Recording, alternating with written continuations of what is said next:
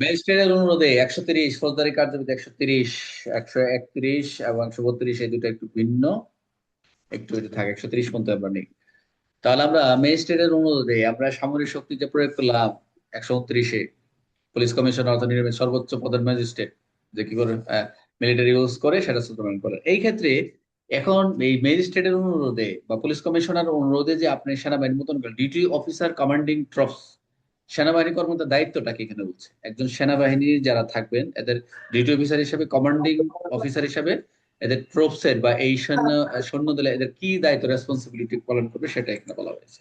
তাহলে আমরা দেখি, আমরা যেরকম দেখছি এখানে বল প্রয়োগ করে, আটক করে, গ্রেপ্তার করে, এরা কার্যক্রম পরিচালনা করতে পারেন কি? এগুলো একটু দেখবে।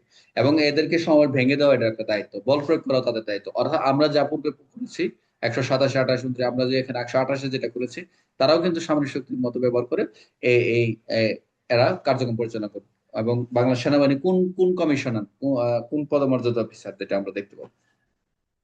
ম্যাজিস্ট্রেটের অনুরোধে সেনাবাহিনী কর্মকর্তার দায়িত্ব হিসেবে যখন কোনো নির্বাহী ম্যাজিস্ট্রেট পুলিশ কমিশন সিদ্ধান্ত নেন, সর্বোচ্চ পদ ম্যাজিস্ট্রেট এবং পুলিশ কমিশন যখন সিদ্ধান্ত নিয়ে মহানগরে যে একটি সমাবেশকে সামরিক শক্তি দিয়ে ছত্রভঙ্গ করা হবে, যে সামরিক শক্তি দিয়ে এটাকে করা হবে, তখন তিনি বাংলাদেশ সেনাবাহিনীর কোনো কমিশন বা নন কমিশন কর্মকে দিতে পারেন, কমিশন বা নন কমিশনকে দিতে পারেন, যাতে তারা ওই সমাবেশকে সামরিক শক্তি হিসেবে ছত্রভঙ্গ করতে পারে।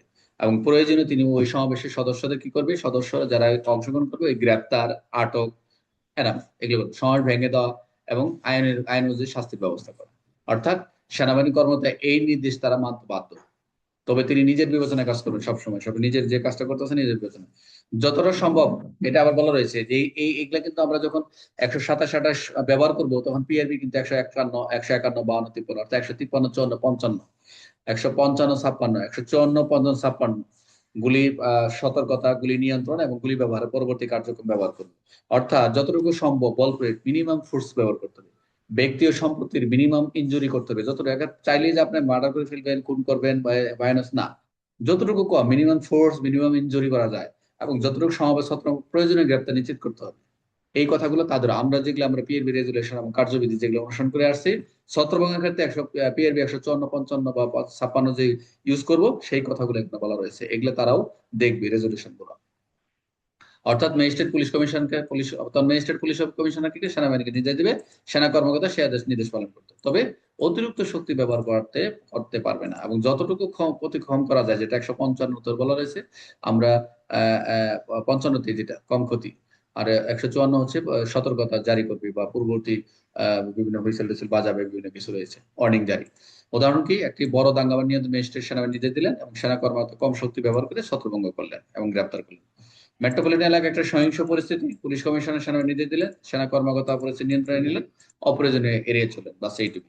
এই ধারার গুরুত্বপূর্ণ বিষয় হচ্ছে ম্যাজিস্ট্রেট পুলিশ কমিশনার নির্দেশ দিবে কাকে, সেনাবাহিনীকে, এবং সেই সেনাবাহিনী তার নির্দেশ মানতে বাধ্য, সমাবেশ ছত্রভঙ্গ হবে, গ্রেপ্তার করতে পারবে। তো মিনিমাম ফোর্স, মিনিমাম ইনজুরি করার এই ক্ষমতা রাখে, ব্যক্তি ও সম্পত্তি যদি কম ক্ষতি সেটা নিশ্চিত করবে। তাহলে 130 অনুযায়ী সেনাবাহিনী নির্দেশ দিতে পারে, অবশ্যই নির্বাহী ম্যাজিস্ট্রেট পুলিশ কমিশনার। সেনা কর্মকর্তা প্রধান দায়িত্ব কি, সমাবেশ ছত্রভঙ্গ করা। এখানে যেগুলো আছে সবগুলাই দেখবেন। আর এই বল প্রয়োগের ক্ষেত্রে সর্বোচ্চ হচ্ছে আমাদের প্রয়োজনীয় কম শক্তি, মিনিমাম ফোর্স ব্যবহার করা।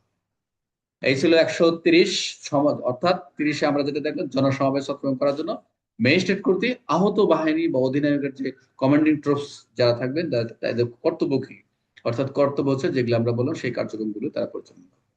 স্যার 130-এর স্যার আরেকটু স্ক্রিনটা উপরে জানতো স্যার একটু।